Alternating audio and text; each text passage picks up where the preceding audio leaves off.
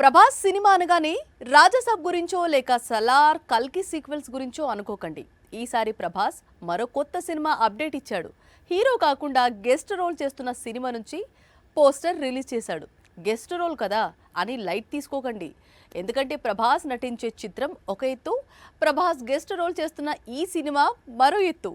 1976లో legendary director బాపు తెరకెక్కించిన all time classic భక్త Kannappa. Rebel star Krishnamraju title role చేశారు. శివుడిగా బాలయ్య నటించారు. సత్యం సంగీతం అందించిన ప్రతి పాట సూపర్ హిట్. ఈ సినిమా కోసమే గోపీకృష్ణ మూవీస్ బ్యానర్ ను ప్రారంభించి హీరోగా, నిర్మాతగా ఎనలేని పేరు ప్రఖ్యాతలు తెచ్చుకున్నారు కృష్ణంరాజు. రెబెల్ స్టార్ కెరీర్ లోనే భక్త కన్నప్ప ఎంతో ప్రత్యేకమైన చిత్రం. అందుకే ఈ చిత్రాన్ని ప్రభాస్ తో రీమేక్ చేయాలని కృష్ణంరాజు ఎంతో ప్రయత్నించారు. కానీ ఎందుకో కుదరలేదు. కానీ యంగ్ రెబెల్ స్టార్ ఆ కోరికను కొంతవరకు నెరవేర్చాడు.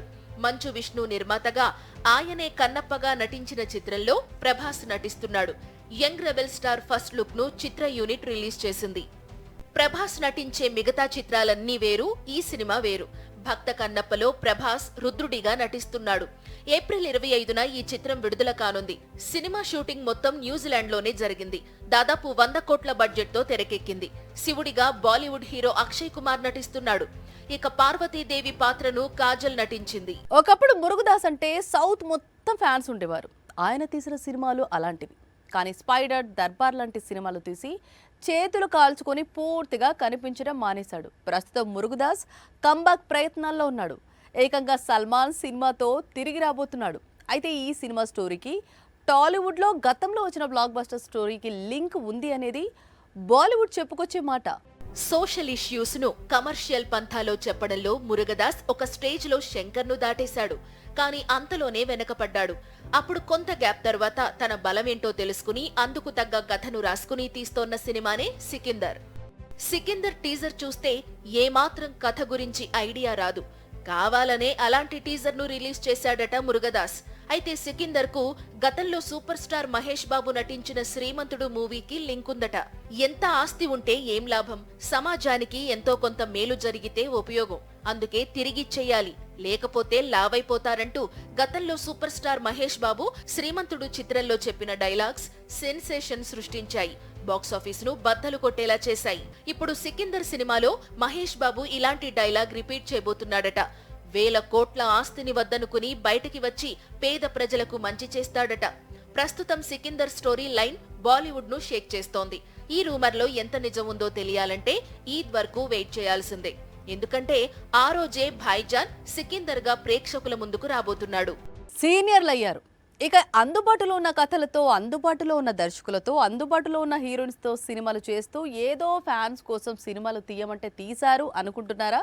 వాళ్ళు తలుచుకుంటే పాన్ ఇండియా హీరోలు సైతం కొల్లగొట్టలేని వసూళ్లు కొల్లగొట్టగలరు.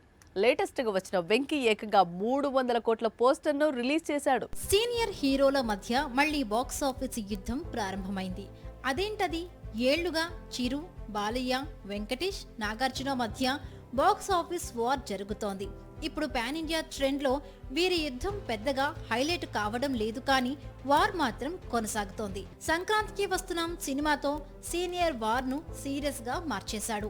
సంక్రాంతికి వస్తున్నాం సినిమా సరాసరి 300 కోట్లు దాటిన పోస్టర్ ను రిలీజ్ చేశాడు వెంకీ. దాంతో మిగతా సీనియర్ హీరోలు అలర్ట్ కావాల్సిన పరిస్థితి. 300 కోట్లు దాటి కొల్లగొట్టాల్సిన సిచ్యువేషన్ వచ్చేసింది.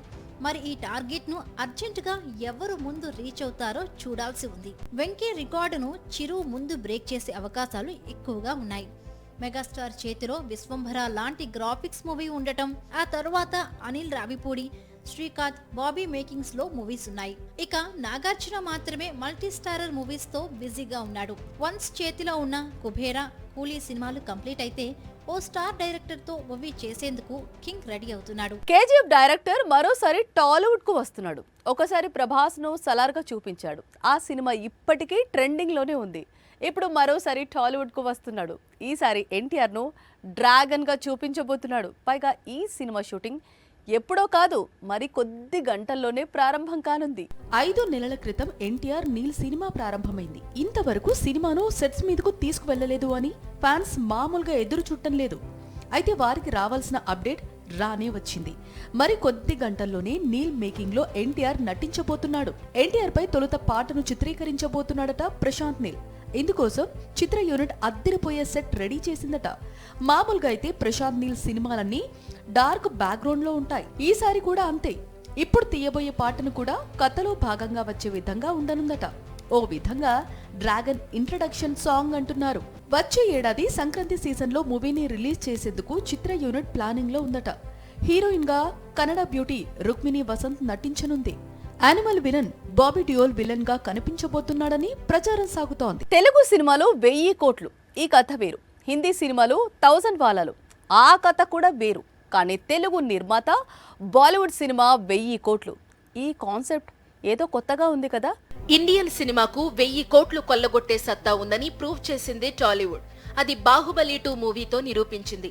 పాన్ ఇండియా మార్కెట్ ను ఓపెన్ చేసిందే టాలీవుడ్. పైగా సీక్వెల్స్ తో 1000 కోట్లు కొల్లగొట్టవచ్చు అని రీసెంట్ గా పుష్ప సీక్వెల్ తో ప్రూవ్ చేసింది. ఇవి కాకుండా తెలుగు చిత్రాలు కల్కి, త్రిబుల్ R మూవీస్ కూడా 1000 కోట్లు కొల్లగొట్టాయి. బాలీవుడ్ పఠాన్, జవాన్ లాంటి చిత్రాలతో 1000 కోట్లను చూసింది.